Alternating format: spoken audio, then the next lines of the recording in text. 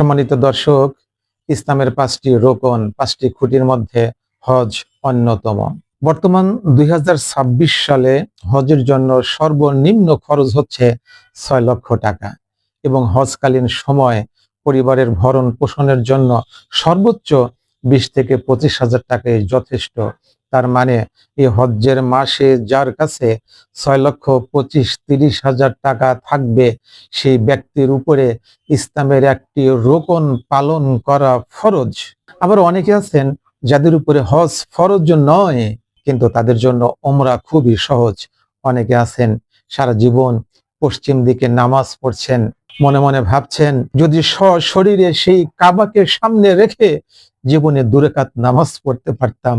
অনেকের মন কাঁদে, যদি সেই কাবার গিলাফ ধরে একটু কান্না করতে পারতাম, যদি হজরে আসওয়াদ চুমো দিতে পারতাম, যদি কাবা ঘর ঘুরে ঘুরে তাওয়াফ করতে পারতাম এবং রাসূলুল্লাহ সাল্লাল্লাহু আলাইহি সাল্লামের রওজার পার্শ্বে সশরীরে দাঁড়িয়ে একটু সালাম দিতে পারতাম। কিন্তু অনেকে সাহস করেন না, মন কাঁদে। আল মিনহাজ হজ ট্রাভেলস সর্বস্তরের মানুষের জন্য হজ ওমরার বিভিন্ন প্যাকেজ তৈরি করেছেন। সম্মানিত দর্শক, আল্লাহ তাআলা আরশে আজিমের সমাসীন। আল্লাহর পৃথিবীতে একটাই ঘর, বাইতুল্লাহ। আল্লাহ তাআলা ফেরেশতাদের দিয়ে এই ঘর নির্মাণ করেছিলেন। হযরত জিবরাইল আলাইহিস সালামের ইঙ্গিতে হযরত আদম আলাইহিস সালাম এই ঘরকে সংস্কার করেছিলেন। লম্বা সময় পর যখন হযরত নূহ আলাইহিস সালামের সময় সারা পৃথিবী ব্যাপী মহাপ্লাবন হয়েছিল, তখন এই কাবা ঘরের দেয়াল কিছুটা ক্ষতিগ্রস্ত হয়েছিল। আল্লাহ তাআলা হযরত ইব্রাহিম আলাইহিস সালামকে স্থান দেখায় দিলেন, ইব্রাহিম তুমি এখান থেকে কাবা ঘর নির্মাণ শুরু করো, সংস্কার করো। আল্লাহ তাআলা কোরআনুল কারীমে উল্লেখ করেছেন, ওয়া ইয বাওয়া'না লিইব্রাহিমা মাকানাল বাইত, এবং স্মরণ করো সেই সময়ের কথা যখন আমি ইব্রাহিমকে আমার ঘর নির্মাণের জন্য নির্দিষ্ট স্থান আমি দেখাই দিয়েছিলাম। হযরত ইব্রাহিম আলাইহিস সালাম ইসমাইল আলাইহিস সালামকে নিয়ে যখন কাবা ঘর নির্মাণ শেষ করলেন, আল্লাহ তাআলা বললেন, হে ইব্রাহিম, ঘোষণা দিয়ে দাও সারা পৃথিবীর মানুষ যেন এই কাবার হজ এবং ওমরা পালন করে।